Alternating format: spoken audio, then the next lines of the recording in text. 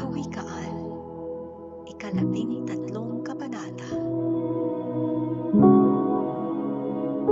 Ang matalinong anak ay nakikinig sa pagtutuwid ng kanyang ama, ngunit ang nangungutyang anak ay hindi nakikinig kapag sinasaway siya.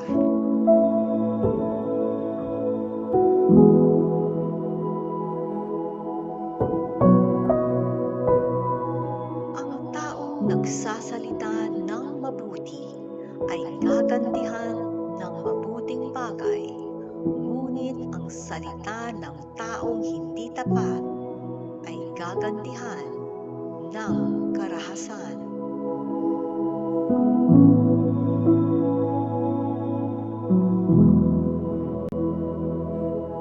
Ang taong maingat sa pagsasalita ay nag-iingat ng kanyang buhay, ngunit ang taong madaldal dulot sa sarili ay kapahamakan.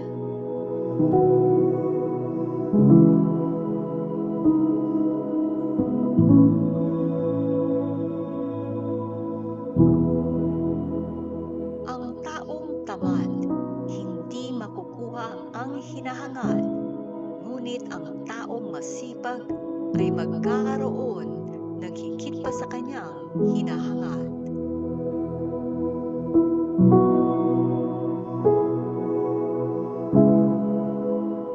Ang taong matuwid ay namumuhi sa kasinungalingan, ngunit ang taong masama ay gumagawa ng mga bagay na kahiya-hiya.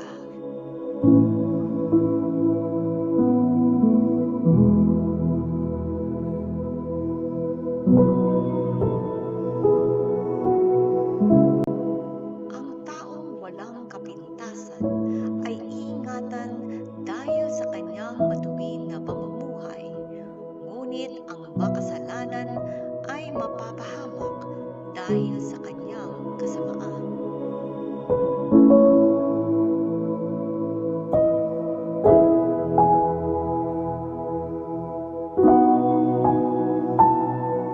May mga taong nagkukunwaring mayaman, ngunit mahirap naman.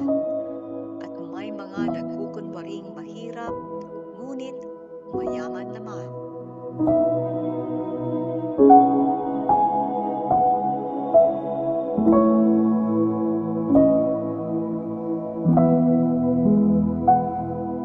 Ang taong mayaman kapag dinukot ay may pagtubos sa kanyang buhay, ngunit ang taong mahirap ni hindi man lang pinagtatangkaan.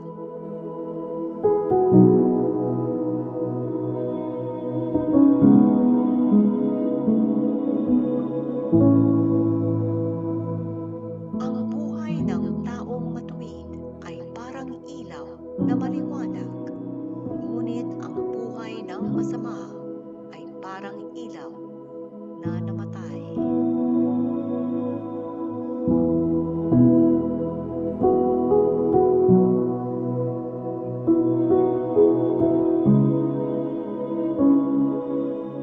Ang kayabangan ay humahantong sa kaguluhan at pagtatalo, ngunit ang nakikinig sa payo ay nagpapahiwatig ng karunungan.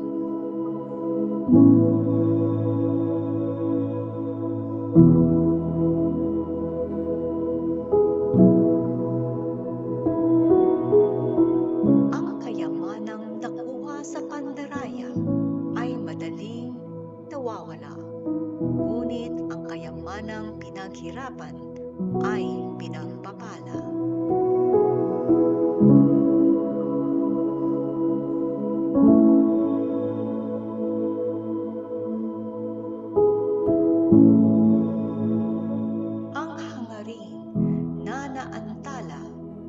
nakapanghihina, ngunit ang hangarin na natupad ay nakapagpapalakas at nakapagpapasigla.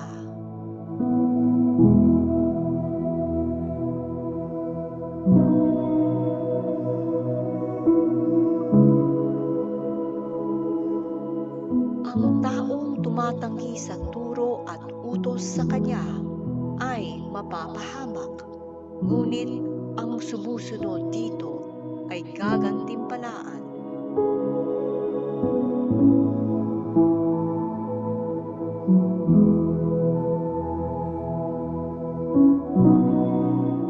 Ang mga turo ng taong may karunungan ay magpapabuti at magpapahaba ng iyong buhay at mailalayo ka sa kamatayan.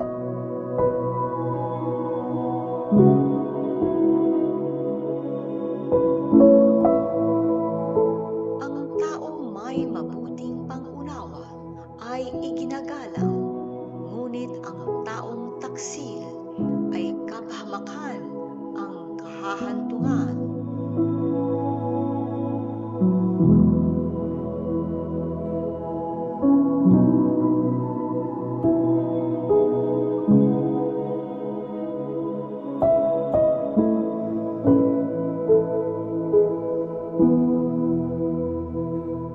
Ang taong marunong umunawa kung ano ang tama at mali ay pinag-iisipan muna ang isang bagay bago niya gawin. Ngunit ang taong hangal ay hindi nag-iisip. Ipinakikita niya ang kanyang kahangalan.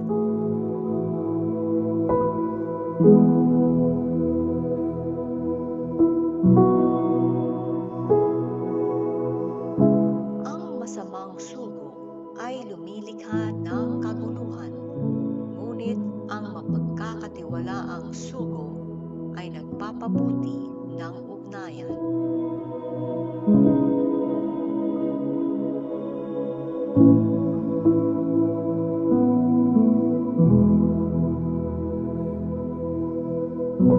Ang taong ayaw tumanggap ng pangaral ay dadanas ng kahirapan at kahihiyan, ngunit ang tumatanggap nito ay pararangalan.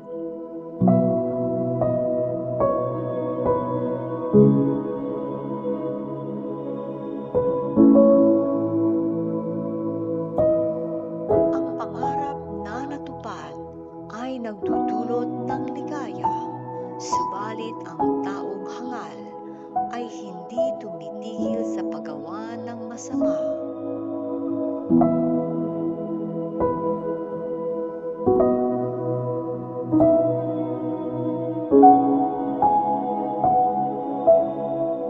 Kapag ang lagi mong kasama ay isang taong marunong, magiging marunong ka rin. Ngunit kung hangal ang lagi mong kasama, ay mapapahamak ka.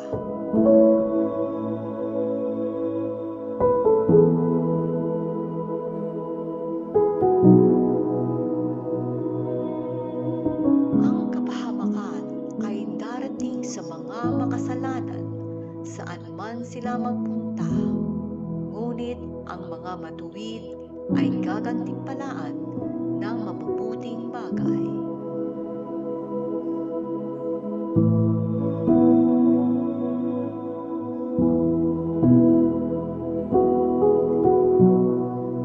Ang kayamanan ng mabuting tao ay mamanahin ng kanyang mga apo, ngunit ang kayamanan ng makasalanan ay mapupunta sa mga matuwid.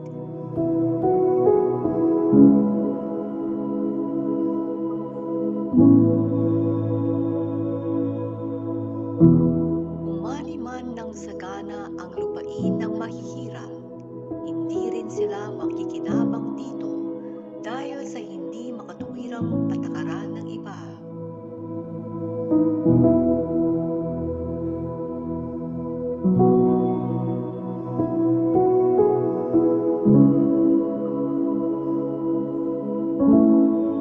Ang mapagmahal na magulang ay nagdidisiplina ng kanyang anak, sapagkat kung mahal mo ang iyong anak, itutuwid mo ang kanyang ugali.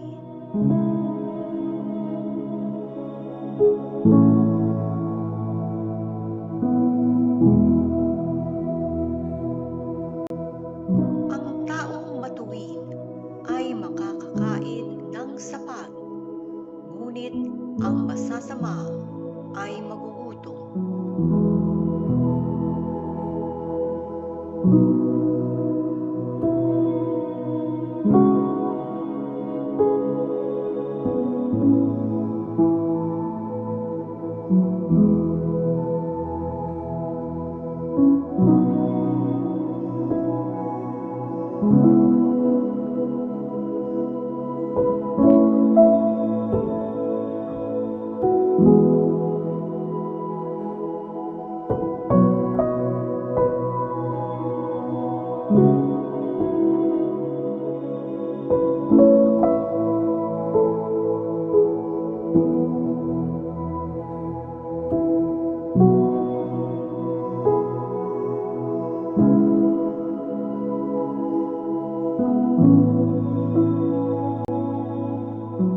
Kawikaan, ikalabing-apat na kabanata.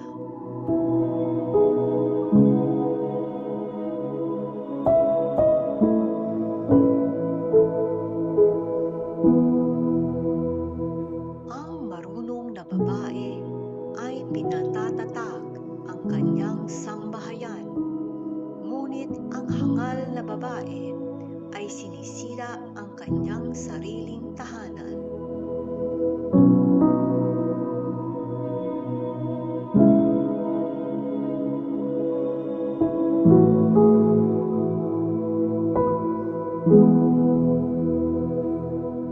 Ang taong namumuhay sa katuwiran ay may takot sa Panginoon, ngunit ang namumuhay sa kasamaan ay humahamak sa Kanya.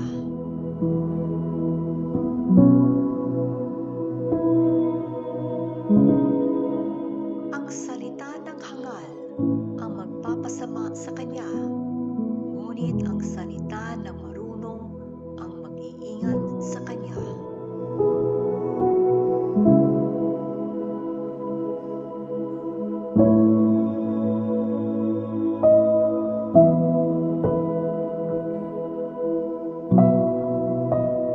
Kapag wala kang hayop na pang-araro, wala kang aanihin. Ngunit kung may hayop ka at malakas pa, marami ang iyong aanihin.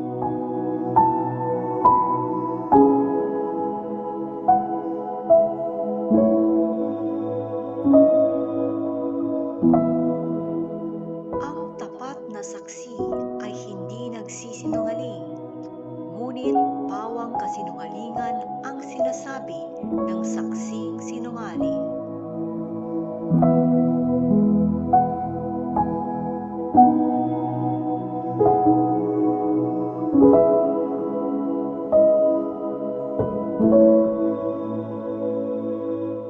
Ang taong nangungutya ay hindi magkakaroon ng karunungan kahit ano pa ang kanyang gawin, ngunit ang taong may pang-unawa ay madaling matututo.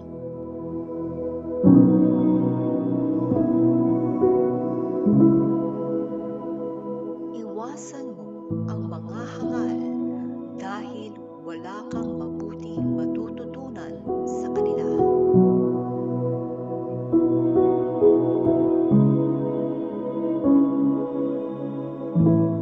Ang karunungan ng taong marunong umunawa kung ano ang tama at mali ang nagbibigay sa kanya ng kaalaman kung ano ang kanyang gagawin.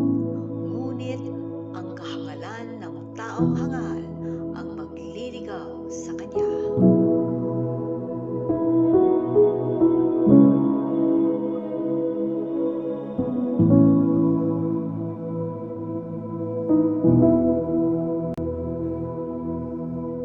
Baliwala sa mga hangal ang makagawa ng kasalanan tahanan, ngunit ang taong matuwid ay gustong maging kalugod-lugod sa Diyos.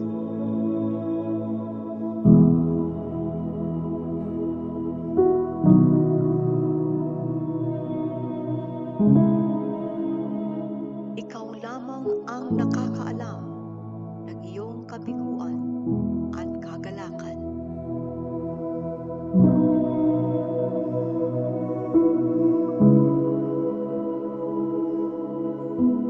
Mawawasak ang tahanan ng taong masama, ngunit uunlad ang tahanan ng taong matuwid.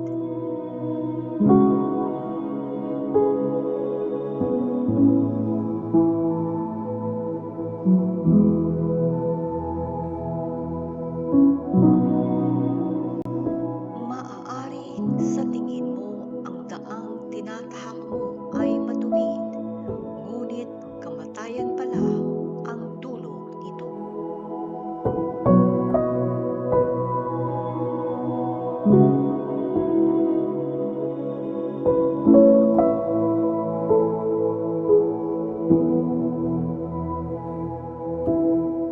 Maaaring maitago ang kalungkutan sa pamamagitan ng pagtawa, ngunit pagkatapos ng kasiyahan, nariyan pa rin ang kalungkutan.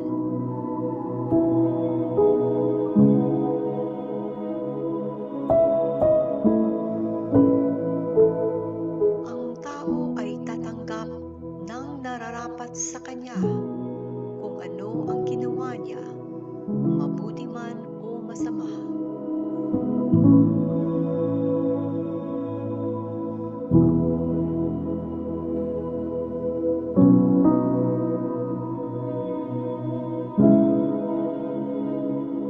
Pinaniniwalaan ng mangmang ang lahat ng kanyang napapakinggan, ngunit ang taong marunong umunawa ay pinag-iisipan ang kanyang napakinggan.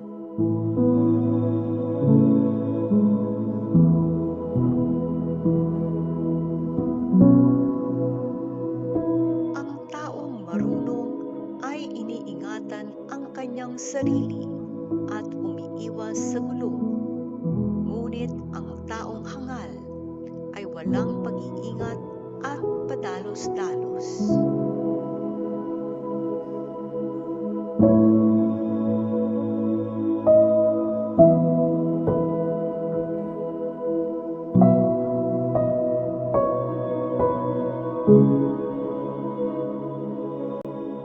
Ang taong madaling magalit ay nakagagawa ng kamangmangan.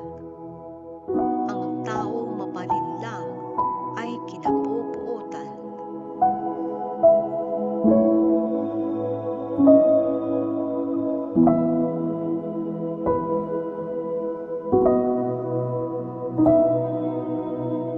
Makikita ang kamangmangan sa taong walang alam, ngunit makikita ang karunungan sa taong nakakaunawa kung ano ang mabuti at masama.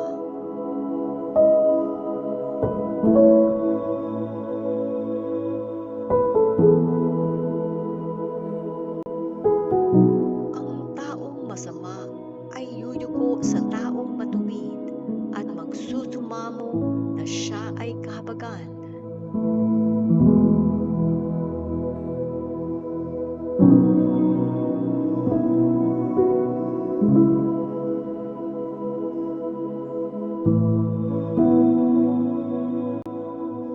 Ang mga mahirap kadalasan ay hindi kinakaibigan kahit ng kanyang kapitbahay, ngunit ang mga mayaman ay maraming kaibigan.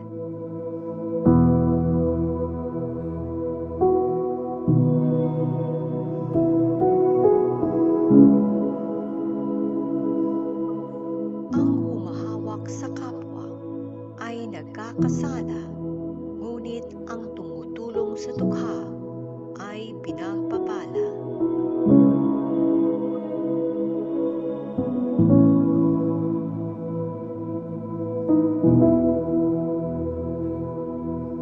Ang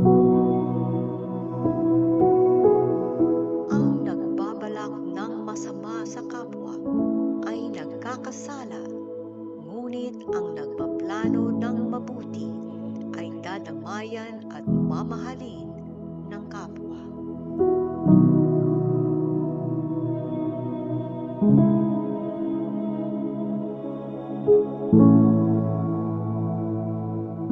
Ang masikap sa trabaho ay may pakinabang, ngunit magiging mahirap ang puro salita lang.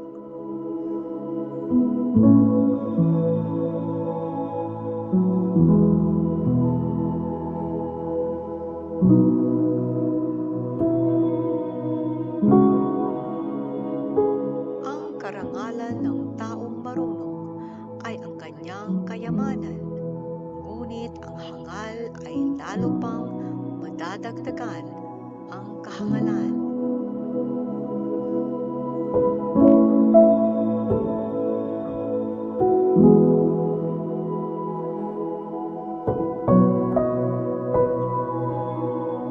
Ang tapat na saksi ay nagliligtas ng buhay, ngunit taksil ang saksing sinungaling.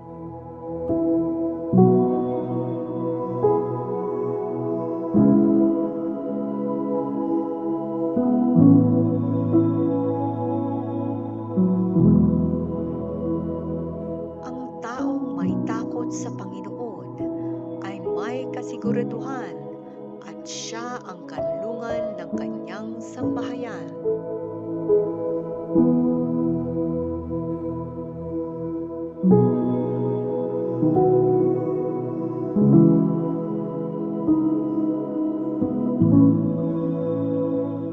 Ang pagkatakot sa Panginoon ay magpapabuti at magpapahaba ng iyong buhay at maglalayo sa iyo sa kamatayan.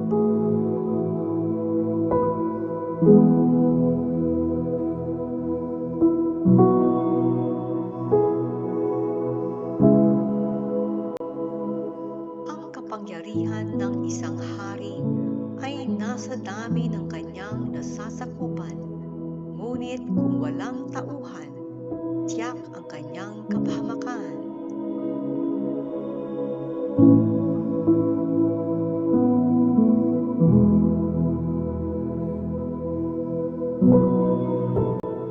Ang magpasensya ay mas higit ang karunungan, ngunit ang madaling magalit ay nagpapakita ng kahangalan.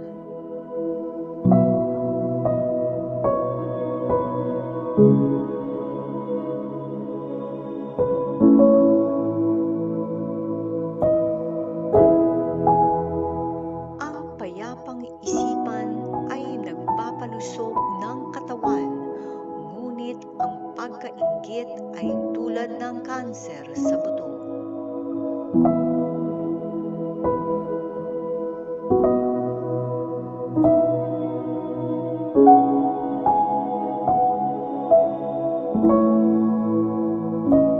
Ang nang-aapi ng mahihirap ay hinahamak ang Diyos na lumikha sa kanila, ngunit ang nahahabag sa mahihirap ay pinararangalan ang Diyos.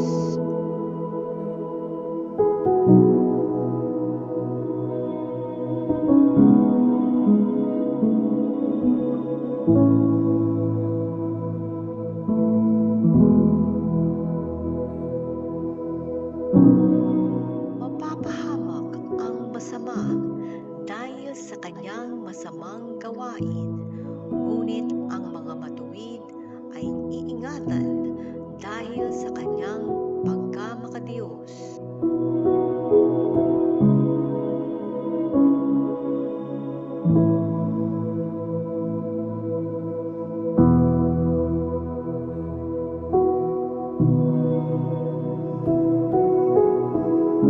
Ang karunungan ay nasa isip ng taong may pangunawa, ngunit ang mangmang ay walang nalalamang kahit ano tungkol sa karunungan.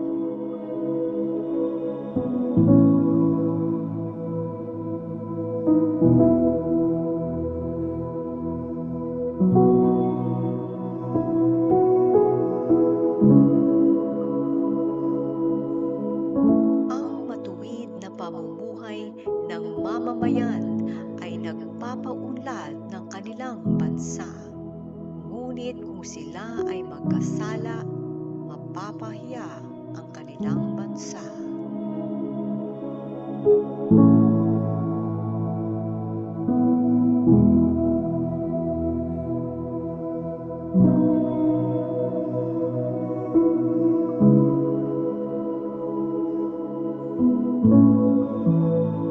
Sa matalinong lingkod, ang hari ay nalulugod, ngunit sa hangal na lingkod, siya ay napupuot.